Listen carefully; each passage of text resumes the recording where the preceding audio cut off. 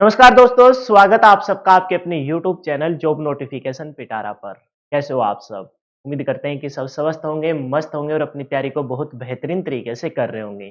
आप सबको नए साल की हार्दिक शुभकामनाएं और नए साल में हरियाणा सरकार के द्वारा जो तोहफा आप लोगों के लिए दिया गया है, उस तोहफे पे हम डिस्कशन कर लेते हैं। आपने देखा होगा कल से सब ग्रुपों में एक हरियाणा सीईटी की पॉलिसी वायरल हो रही है। उस सीईटी पॉलिसी के तहत पोस्ट का या ग्रुप का कितने गुना बुलाया गया है उस पे चर्चा करेंगे और डिटेल सिलेबस पे हम डिस्कस करेंगे क्योंकि आपको पता है सिलेबस आपके लिए बहुत ज्यादा इंपॉर्टेंट हो जाता है जब आप स्पेशली हरियाणा के एग्जाम की तैयारी कर रहे हो। तो उस पे हम चर्चा करेंगे। बिल्कुल बाकायदा मैं आपको डिटेल से बताने वाला हूँ कि सिलेबस में किस प्रकार से आपको फोकस करना है। फिर सीईटी प्री क्लियर करने के बाद सीईटी मेंस में जाओगे ना, मेंस में जाने के लिए क्या मिनिमम रिक्वायरमेंट रहेगी और सिलेबस क्या रहने वाला है उस पे हम चर्चा करेंगे। और फिर मैं आपको ये भी बताने वाला हूँ कि किस प्रकार से आप अपनी तैयारी को बहुत बेहतरीन तरीके से कवर कर सकते हो। इस पे हम चर्चा करेंगे। चैनल पे नए हो तो चैनल को सब्सक्राइब कर लीजिए, नोटिफिकेशन बेल को ऑन कर लीजिए और अपने स्टडी रिलेटेड ग्रुप में शेयर कर दीजिए क्योंकि कैरियर से रिगार्डिंग हम आपके लिए बहुत इंपॉर्टेंट इन्फॉर्मेशन लेके आते हैं।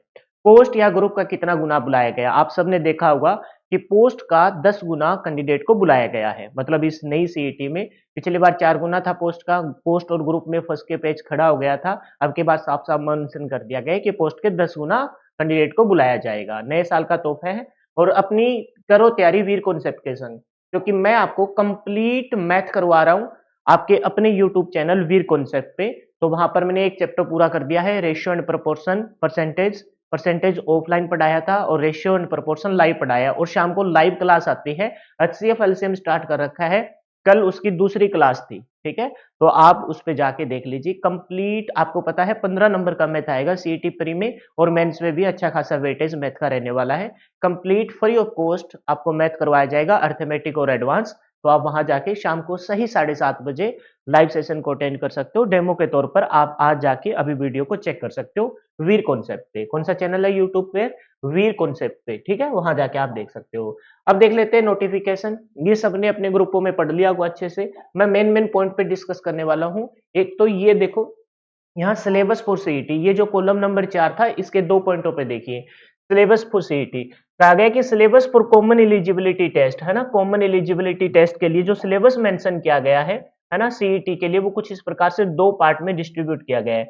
बोला गया कि 75% जो वेटेज है वो रहेगा जनरल अवेयरनेस यानी GK, reasoning, quantity ability, math हो गया, English, Hindi and group C post. और ग्रुप सी की पोस्टों के लिए स्पेशल बोला गया है कि कंप्यूटर नॉलेज। ठीक है, इस पे हम डिटेल से डिस्कस करेंगे। एक बार मैं आपको बता रहा हूँ, 25% जो वेटेज है वो आपका हिस्ट्री, करंट अफेयर यानी कि हरियाणा की करंट अफेयर। ठीक है, literature, geography, environment, culture, etc, यानी कि कंप्लीट हरियाणा जी की आपको पढ़नी है। और स्पेशली एक पॉइंट मेंशन किया गया, वो किया गया करंट अफेयर के रिगार्डिंग। ठीक है, फिर इन्होंने कहा है कि the question paper shall be the level of senior secondary level, यानी कि +2 बेस पे। यानी कि अगर आप ग्रुप सी की पोस्टों के लिए जाओगे, ग्रुप सी की पोस्टों के लिए जाओगे तो आपका जो एग्जाम का लेवल रहेगा वो +2 लेवल का रहेगा। और अगर आप ग्रुप डी की पोस्टों के लिए जाओगे तो आपके जो एग्जाम का लेवल रहेगा वो 10th बेस पे रहेगा। ये इन्होंने मेंशन किया गया है ना। For the group C post and the level of secondary education metric level in the case of group D, यानी ग्रुप डी के लिए आपको 10th लेवल के तक का सिलेबस को आपको कवर करना है। अब एक बार इस सिलेबस पे हम थोड़ी सी डिस्कस कर लेते हैं, थोड़ी चर्चा कर लेते हैं, क्योंकि ये आपके लिए बहुत कारगर सिद्ध होने वाली है। ये सिलेबस ही आपको फाइनल सिलेक्शन में बदलेगा, क्योंकि पढ़ने से ज्यादा इंपॉर्टेंट है कि बढ़िया पढ़ना। ज्यादा पढ़ने से अच्छा है कि बढ़िया और क्वालिटी वाला पढ़ना, सिलेबस के अकॉर्डिंग पढ़ना। इन्होंने कहा है कि 75% जो वेटेज रहेगा उस वेटेज में 4 अहम सब्जेक्ट, ध्यान देना, 4 अहम सब्जेक्ट। पहला सब्जेक्ट है मैथ्स। ये इस वजह से नहीं लिख रहा मैं कि मैथ टीच करता हूं, लेकिन सच्चाई बता रहा हूं, सबसे ज्यादा स्कोरिंग वाले सब्जेक्ट को मैं मेंशन कर रहा हूं। दूसरे नंबर पर रीजनिंग, सबसे ज्यादा स्कोरिंग। तीसरे नंबर पर हिंदी, सबसे ज्यादा स्कोरिंग सब्जेक्ट रहेगा। और चौथे नंबर पर रहेगा अपना कौन सा? इंग्लिश। तो इन 4 सब्जेक्टों का वेटेज, आपके पीछे के सीईटी के पैटर्न को उठा के देखना, इन 4 सब्जेक्ट का जो वेटेज रहेगा वो रहेगा 60 मार्क्स का। कितने मार्क्स का रहेगा? 60 मार्क्स का। वेरिएशन हो सकता है कि ये 55 से 60 हो जाए, लेकिन आप ऑलमोस्ट ईच सब्जेक्ट को 15 मार्क्स को लेके चलिए। 15 नंबर का मैथ रहेगा, 15 नंबर की रीजनिंग, 15 नंबर की हिंदी, 15 नंबर की इंग्लिश रहेगी। आप यकीन मानिए 15 टोटल, ये अगर 60 मार्क्स है तो अगर आपको फाइनल सिलेक्शन में कन्वर्ट करना है ना, सीईटी के 10 गुना पोस्टों में, अच्छे वाली पोस्टों में आना है, तो यहां आपका स्कोर कम से कम 55 से लेकर, है ना, 57 नंबर तक वेरिएशन करना चाहिए। और टॉपर बच्चा तो इसमें 60 में से 60 मारेगा, 60 में से 60 मारेगा, वही उन टॉप पोस्टों पे जाके बैठने वाला है। तो मैथ का कंप्लीट सिलेबस मैं करा रहा हूँ, रीजनिंग को भी स्टार्ट करने वाला हूँ वीर कॉन्सेप्ट में, वहां से जाके आप बिल्कुल फ्री ऑफ कॉस्ट टीच कर सकते हो। हिंदी का कुछ लेवल ही नहीं आता हरियाणा में, लेकिन मैं फिर भी कहूंगा कि आप अपनी तैयारी अच्छे लेवल के अकॉर्डिंग कीजिए, बिल्कुल हल्के में मत लीजिए और डिटेल से पढ़ना स्टार्ट कीजिए। तो 15 का मैथ, 15 की रीजनिंग, 15 की हिंदी, 15 की इंग्लिश, ये आपको कभी इन पे भी चर्चा करेंगे कौन कौन से टॉपिक है, लेकिन एक बार मैं सिलेबस को डिस्कस कर रहा हूँ। अब बच गया 75% में 60 मार्क्स, तो ये हो गए। फिर सर बाकी 15 मार्क्स क्या रहेंगे, तो ध्यान रखना 15 जो मार्क्स रहेंगे वो आपके रहेंगे किसके, इंडिया जीके की। कंप्लीट इंडिया जीके इस 15 मार्क्स में आने वाली है। 15 मार्क्स में आपकी कंप्लीट इंडिया जीके, जिसमें मैं बात करूं हिस्ट्री, जिसमें बात करूं मैं हिस्ट्री, दूसरे नंबर पे मैं बात करूं पॉलिटी, तीसरे नंबर पे मैं अगर बात करूं, दूसरे नंबर पे मैं बात करूं तो पॉलिटी, तीसरे नंबर पे मैं बात करूं तो आपकी ज्योग्राफी, ज्योग्राफी रहेगी। एक चीज ध्यान रखना, जो आपके पॉलिटी के क्वेश्चन है ना वो 2 से 3 पूछे जाते हैं, हिस्ट्री के क्वेश्चन आपके 1 से 2 पूछे जाते हैं, ज्योग्राफी के भी क्वेश्चन आपके 1 से 2 पूछे जाते हैं, लेकिन पॉलिटी का लेवल इसमें ठीक होता है। फिर मैं बात करूं इकोनॉमिक्स की, इकोनॉमिक्स से करंट अफेयर के रिगार्डिंग टच करके आपके 2 से 3 क्वेश्चन पूछे जाते हैं। तो इनका ओवरऑल जो वेटेज देखा जाए, ओवरऑल जो वेटेज देखा जाए तो वो आपका रहता है 8 से 10 नंबर का, 8 से 10 नंबर का वेटेज रहता है। लेकिन अब भी आपके कितने नंबर बच गए, अब भी आपके देखा जाए तो मोटा मोटा आपके, है ना, 5 से 7 नंबर बच गए। तो मैं बात करूंगा फिर अब साइंस की, साइंस में भी तीनों पोर्शन आपके कवर करने हैं, फिजिक्स भी कवर करनी है ना, केमिस्ट्री भी कवर करनी है, और फिर मैं बात करूं तो बायो भी कवर करनी है। इनका जो क्वेश्चन का लेवल रहता है वो 4 से 5 नंबर का रहता है, और लास्ट में आपकी पूछी जाती है करंट अफेयर। करंट अफेयर अगर साइंस का वेटेज कम होगा तो 2 से 3 क्वेश्चन रहेंगे, अगर साइंस का वेटेज ठीक रहेगा तो 1 से 2 क्वेश्चन। ये रहता है 15 मार्क्स में, और वो रहता है 60 मार्क्स में। तो आप सोच सकते हो कि कहां आपको मेहनत करने की जरूरत है।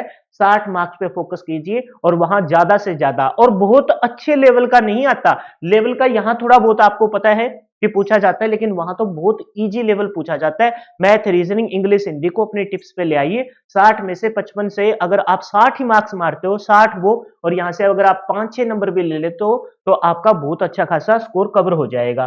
फिर मैं बात करता हूं कि जो बच्चे हुए, क्योंकि टोटल मार्क्स तो 100 नंबर का है, 25 मार्क्स है उसमें आपकी रहती है हरियाणा जीके। 25 मार्क्स में आपकी क्या रहती है, हरियाणा जीके। अरे भाई हरियाणा जीके एवरेज स्टूडेंट है ना, एवरेज स्टूडेंट 18 से 20 मार्क्स ले जाता है, एवरेज स्टूडेंट। लेकिन भाई आपको एवरेज में नहीं रहना, ये जो 25 नंबर की है ना, तो 24 से 25 मार्क्स आपको यहां लेने हैं, 24 से 25 मार्क्स यहां लेने हैं। अगर 55 नंबर यहां लेते हो आप, टोटल 55 नंबर आप वहां लेते हो, और यहां मान लेते हैं कि आपके 24 ही मार्क्स आते हैं, मैं कहता हूं 22 ही मार्क्स आते हैं, है ना, तो 7 और 7 77 नंबर का ये स्कोर, और यहां से कम ले लो, कम से कम ले लो कि आपके 5 ही नंबर आए, तो कुल मिलाकर आपका कितना स्कोर हो जाएगा, कुल मिलाकर आपका 82 का स्कोर हो जाएगा। और 82 का स्कोर आपको टॉप के 10 पोस्टों में, है ना, टॉप की 10 पोस्टों में 10 गुना में लाने के लिए काफी है, मोर देन इनफ है। तो फोकस कहां करना है, ये जो आपके लेफ्ट हैंड साइड पे लिख रखा है इस पे फोकस करना है, राइट हैंड साइड पे जो लिखा है उसमें प्रीवियस ईयर के क्वेश्चन कवर कर लेना, और उस पे भी कभी आप डिटेल से मैं चर्चा करके आपको बता दूंगा।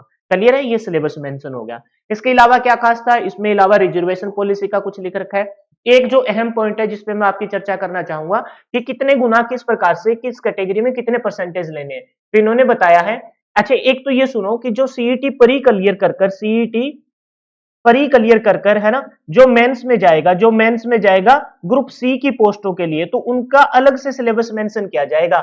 After application of the CET in according with the sub college बता रखा है, the post of available in the recruitment shall be advertisement by the commission along with the syllabus, along with the syllabus, syllabus के साथ ना commission फिर से mention करेगा, ठीक है। फिर बता रखा है मैंने स्किल से जैसे डेट ऑफ ये सब कुछ बता रखा है, और कह रहा है कि उसकी क्वालिफिकेशन भी वो अलग से मेंशन करेगा। On the advertisement been issued the commission shall be invited the application of electrically, ये सारा कुछ इन्होंने बता दिया।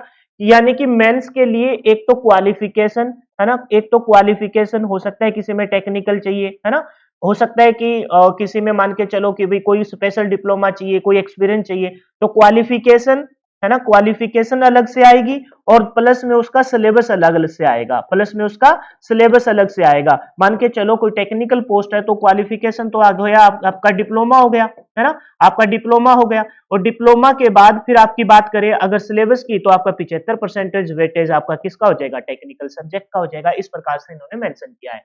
अब मोस्ट इंपोर्टेंट पॉइंट जिसपे हम बहुत चीख चीख के पहले चर्चा कर रहे थे, इन्होंने कहा है कि the provide out of the candidate applying for the post of the maximum number of candidate eligible for the appear for the skills and और written examination shall be 10 times of the total number of the post advertised by the commission। यानी कि post का 10 गुना आपको बुलाया जाएगा, post का 10 गुना आपको बुलाया जाएगा अपनी अपनी कैटेगरी में, अपनी अपनी कैटेगरी में। मान के चलो ईडब्ल्यूएस की 15 पोस्ट आती है तो 15 का 10 गुना 150 कैंडिडेट, नंबर ऑफ कैंडिडेट को बुलाया जाएगा।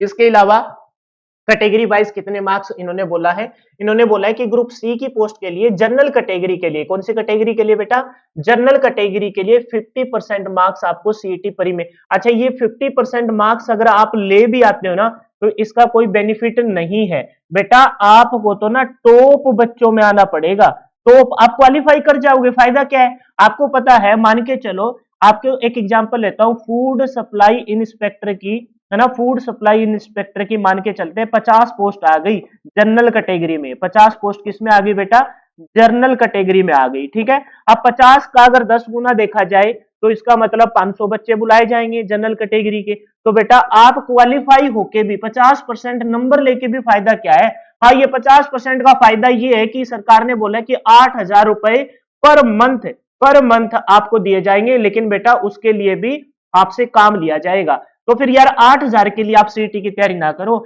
आप तैयारी करो फूड सप्लाई इंस्पेक्टर बनने की। आप इन टॉप 500 बच्चों में, मैं कहता हूं कि आप टॉप ही आप हो, आप 500 में नहीं टॉप ही आप आओ, तब आप फूड सप्लाई इंस्पेक्टर की पोस्ट के लिए एलिजिबल होगे। क्वालिफाई का कोई मतलब नहीं है, बाद में फिर चीखते रहना, ठीक है। और ठीक उसी प्रकार से अदर कैटेगरी के लिए इन्होंने 10% रिजर्वेशन और बोला है कि 40% मार्क्स शुड बी, है ना, उनके होने चाहिए, ये इन्होंने खास करके बताया है, ठीक है। और इसके अलावा इसमें कुछ खास मेंशन नहीं था। तो भाई सिलेबस मैंने बता दिया, सिलेबस को डिटेल से मैं एक दिन अलग वीडियो में बताऊंगा, जिसमें मैथ में कौन से टॉपिक करने हैं ज्यादा वेटेज का, रीजनिंग में क्या करना है, हिंदी में इंग्लिश में क्या करना है, हरियाणा जीके कहां से और कैसे कवर करनी है। हालांकि हरियाणा जीके ऑलमोस्ट सब बच्चों को आती है, कोई एक बुक पकड़ के और उसको 3 4 5 6 बार, जितनी बार आप पढ़ सकते हो उसको रगड़ दीजिए, ठीक है।